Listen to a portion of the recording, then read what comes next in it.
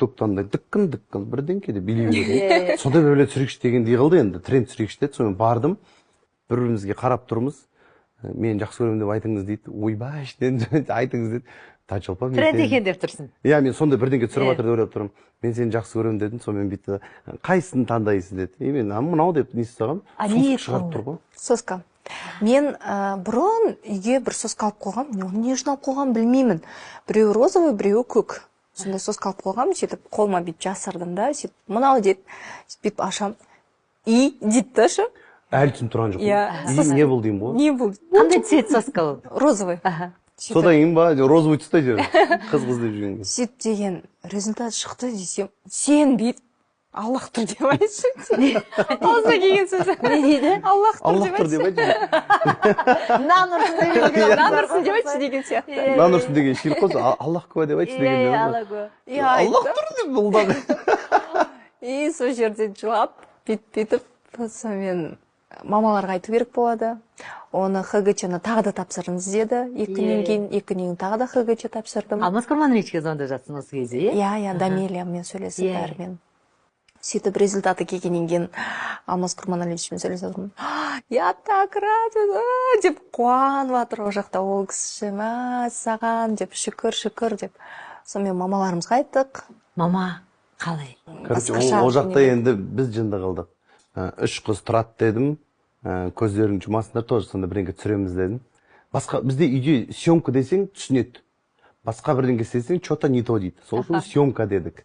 Сөйтіп үшеуі тұрды, келін, мама, Танчо үшеуі тұрды, көздерін жұмындар, бірдеңке. Ол кісілер де андай сомневаться етіп қалмасын деп маған да айтты. Танчо, сен де көзіңді жұм деп. Үшеуміз тұрғызып қойды. Сонымен ол кісілер көзін жұмғаннан кейін мен жайлап Елдостың қасынан бардым да, аузымызға соска салып. Дайынсыңдар ма? Кеттік. 1, 2, 3 ашыңдар деп біз екеуміз нені кішкентай баланың киімімен аузымызға соска салып бүйтіп тұрдық қой. Көздеріңді ашыңдар дедік, екеуі ашады. Ойбай, мама. Қатты айқайлап жылады осы кезде. Деп тұрып. Сөйтіп мен жайында мынаны құшақтай береді, барып мен яқта тұрмын. Сөйтіп сондай бір не болды, күшті эмоцияға толы есте қалатын. Содан кейін ешкімге айтпайық деп шешіндер. Содан кейін ініме айттым. Туған ініміз ғой, оған да съемка дедік, есік тоқылдатам, сен ашасында не болды деп айтасың дейміз ғой. Болды дейді, есік тоқылдатып ашып қойған кезде біз сөйтіп күтіп аламыз оны сосканы. Ол да шок болып қалып біраз жылап. Одан кейін мен мамаларыма барып айттық Таразда. Таразда айттық. Екінші рет ХГЧ тапсырдың. Тапсырдым. Ол жерде цифралар? Үлкен жоғарғы көрсеткішті көрсетті. Соның 100% болды деп жетті. Шын мәнінде 12 аптаға дейін дәрігерлер байқап жүріңдер, түсініп жүріңдер деп енді кеңес айтады. Қандай да бір қорқынышты сәттер, болмаса гормоналды өзгерістер ағзаңда, болмаса өте қатты қорқатындары, мынау түсік болып қалудан қорқады, сондай. Мен бірінші жылағаным ответті естіген кезде болды. Екінші жылағаным... Енді мен ол бірінші жылаған қуаныш. Өз айтты. Ойда жоқта басқаша қан кетіп, не болды? Больницаға түстім. Біз бейт түсіндіріп айтыз. Игровой ойыншық сататын магазинге кіреміз. Інімнің балдарына ойыншық аламыз деді.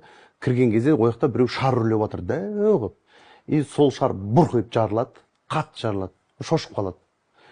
Сол ояқтан шықтық қой, игровойдан шығып, арасы бір 10-15 минуттық. Жамандар сөйлем, жүр кафеге бар, шай ішіп отырып, кафеге барып отырған кезде ода кровотечение болады ғой.